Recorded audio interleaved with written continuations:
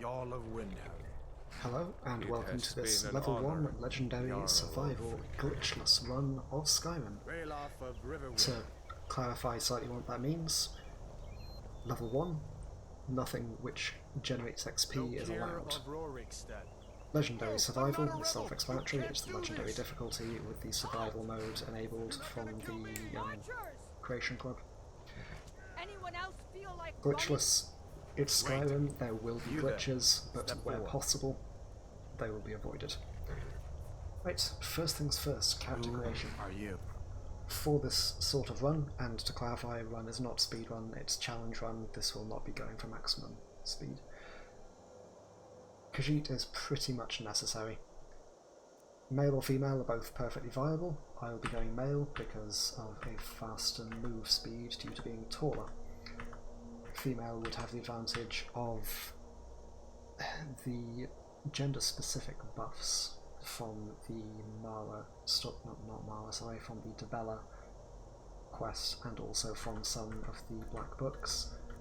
It gives you a benefit against the opposite sex, which as a female character would work against more important NPCs, since a lot of the powerful named characters are male. Let's go for that. I don't care that much about the Khajiit appearance, that they're not a race I typically choose to play. Anyway, yes, so male is taller, female gets more useful buffs. Given that this is going to be a reasonably long run, I'll take the move speed. I think it's going to work out better. And let's go with Kitta for the name. Marvellous. You with one of the trade So, caravans, Khajiit? getting back to the explanation, that's Your what kind always this seems to find trouble. part will be, by the way. This is just going to be what should Helgen we and do? explaining what He's the not run on will the be. list. I'll later be coming Forget back the and list. doing He the main goes to playthrough. the block. By your orders. So, we've established no I'm XP, sorry. Legendary Survival, We'll make sure Glitchless. your men are turned to elsewhere. To Follow the clarify captain, on prisoner. what gives XP, and therefore is avoided: wearing armour, attacking with anything other than fists, casting almost any spell in the game, trading, crafting, sneaking, stealing, well, pickpocketing, not just stealing off tables. In short, most things. On top of that, there are some things which, while they don't technically give XP, they are still allowed. No, other way around. While they don't technically give XP, they are still not allowed because it feels exploitative to use them. For example, holding a shield doesn't actually give you armor XP, but it still gives you an armor value. As long as you don't block with it, you don't get block XP either. Yes, General Tullius. But that feels Give them kind their of last rites. against the spirit of the As we thing. commend your souls to In much the same way, Aquarius, scrolls and blessings staves of can the be used to ancient cast vines magic without gaining XP, and they will be avoided, unless there is something absolutely needed, which I don't believe there is for progression. In fact, no, there isn't anything absolutely needed, so scrolls and staves will not be used. The Elder Scroll doesn't count, it's a book. On top of the glitchless, there are some things which are a little bit of a grey area. Anything which I feel is an exploit, I won't be using. I consider I'm fairly strict about that.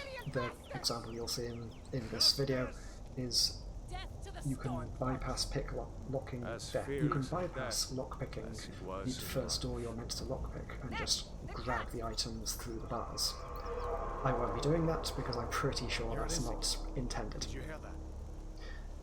I said next And prisoner. yeah, so that's exploits, glitches. Nice and easy. If glitches happen, so be it. I will try not to profit from them. If a glitch happens and gives me something, I will just reload if I have a recent save. There may well be times when there's nothing I can do about it, in which case, fine, I'll accept what the glitch has given me. But I will certainly not be What do going... you see? I won't be doing anything to try and profit from glitches. I'll be actively trying not to.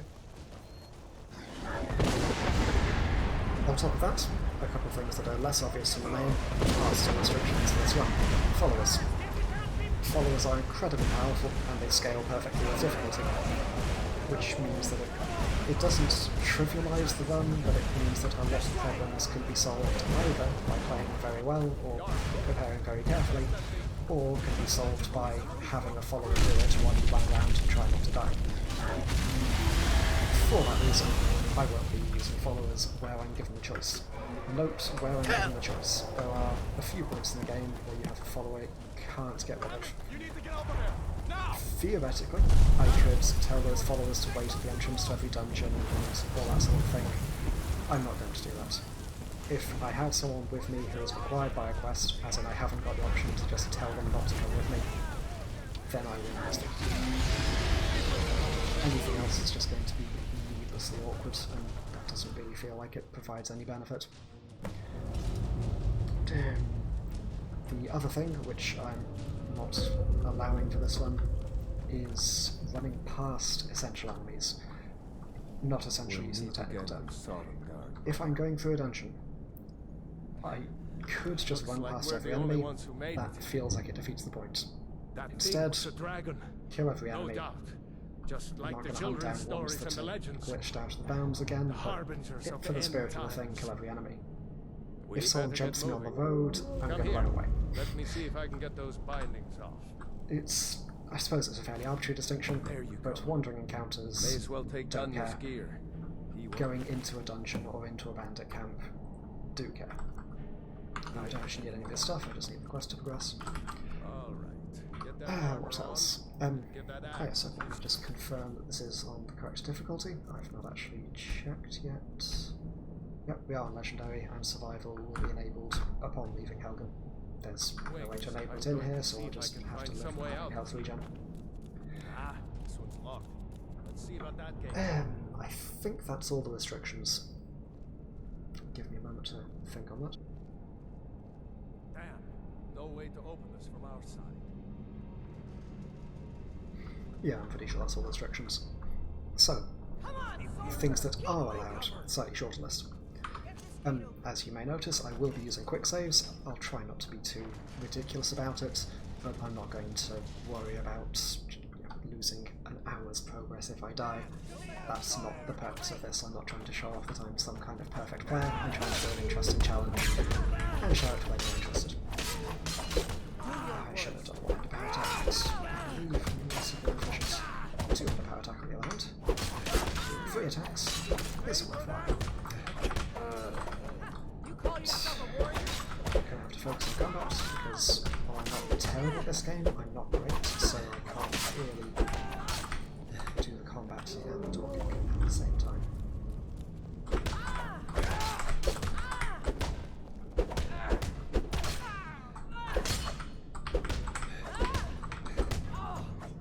Right, marvellous. Let's grab that key. Doesn't have any use because it's all either armor or weapons. So while we could grab it to sell, we can't sell anything. See if it unlocks that door. That's it. Come on, Survival mode let's means I get out will of be here before the scavenging dragon brings for the all whole of the tower DLC, down on our heads. which will also be one of the best ways of getting health back as the game goes on. Because one of the lovely interactions between this challenge and survival mode is that you can't heal yourself, because normally in survival you just use restoration magic. So, things that are allowed. There is a glitch I'm aware of where you will get stealth XP for doing nothing. I don't know if it's leaving combat or reloading a save. There seem to be situations in which you just gain stealth XP. I'm not going to sweat it when that happens. I'm not going to enter stealth. I'm not going to rely on stealth. But if I get that XP, I'll try and dump it by getting sent to prison, and that'll be about the extent of it. The main tool that is allowed, which I suppose could be considered controversial, is shapeshifting. Lycanthropy and vampire lore form both have separate progression systems which don't contribute to your level. Those will be used and progressed. Theoretically, you could probably do this without progressing them, but it would be needlessly awkward. So, if you don't consider that to be a level 1 run, then feel free to mentally replace level 1 with shapeshift only. Another potentially controversial one is the Marked for Death shout is going to be used.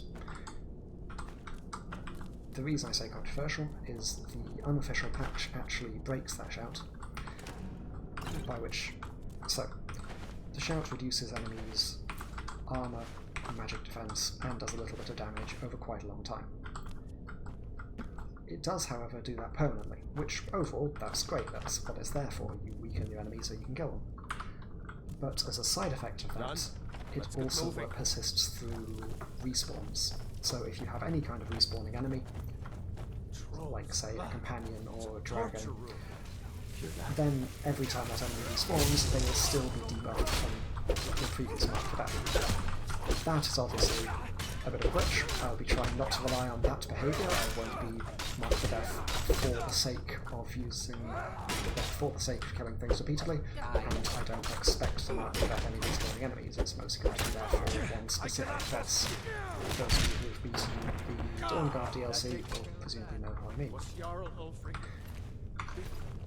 So, No, I I will be haven't using seen that it. shout, The dragon showed up. mainly because against any kind of boss with regenerating health, it's just painful not to have access to it, and honestly I feel like it's working as intended.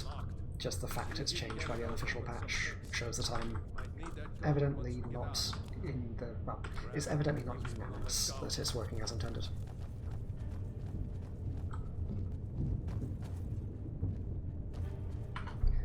Voice is not great right now, hence the pausing trick. So, this is the guy I was talking about earlier. You can search him through the bars that you're clearly meant to lockpick. I can say that not intended, ergo an exploit. I won't be doing it. So, lycanthropy allowed, marked for death allowed, followers allowed in, for example, this case, when you have to have the follower with you. I'm not going to try and run ahead of Ralof so that I can do all of this on my own. That's, again, besides the purpose of the run. What else? Save scumming. I will mostly be avoiding save scumming. However, when I get the first Companions quest, I will be save scumming to make sure it's not kill a troll. Because frankly, if it was kill a troll, it would be faster for me to restart the game than it would be to go and whittle down the troll. So in that case, I will be save scumming to make sure I get an acceptable quest. Shouts in general are obviously allowed, and there's no restriction on having to do an entire questline at once. I will be chopping and changing between the main game and both DLCs. The final goal being to complete the main questline of all three of those things, which I think is generally a pretty well accepted definition of completing Skyrim. I think you could argue just the major questline, but I think it's more interesting to do both DLCs as well. This isn't so much like speedrun after all. Covers most of us. I'm just going to finish this fight so I can check my legs down.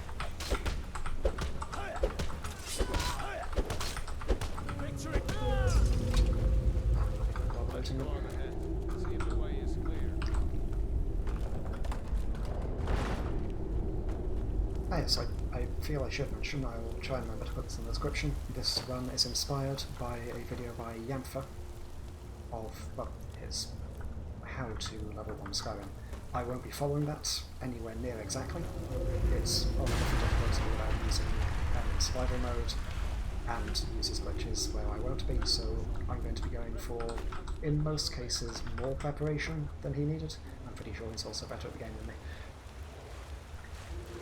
So, not one I'm going to be following, but one that it would seem dishonest not to shout out. I think that more or less covers everything. I'm not expecting to do the Civil War, but it is an excellent way to level up either shapeshift form, which is one of the reasons that we're siding with Ralof here, because if we do the Civil War, then it's going to be starting as the Imperials and then betraying them and joining the Stormcloaks. Come on, Ralof, the spiders, I don't want to kill them though. And I'd quite like to see whether Ralof is about on switching to the Stormcloaks. If you do that, it's something I've never done before.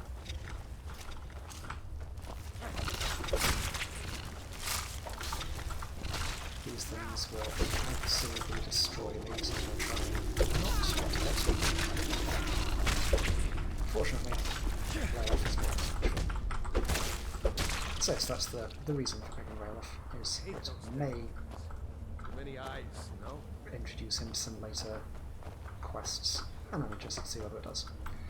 As for the effects of getting to Helgen, I think they're much the same for this sort of run. I mean, if you side with Hadvar, you get some bonuses for smithing, but well, smithing is you may have picked up, not exactly something that's going to happen in this playthrough. Hold up! There's a bear just ahead. See her? Rather not hang out with her right now, but let's try to sneak by. Yeah, let us sneak by. I think this counts as sneaking. Yep, definite stealth.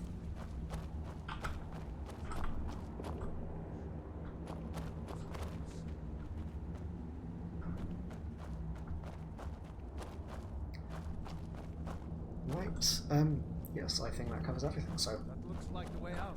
hopefully this one sounds interesting. I'm expecting it to be quite fun to play. There will be a gratuitous amount of preparation, and I'm very confident I can do it. I've done lesser versions before, so it will have a satisfying ending, that I can almost guarantee. And that, I think, is a good place to end the introduction. So, thank you for joining me. I hope you enjoyed it, and I hope you're interested. Goodbye.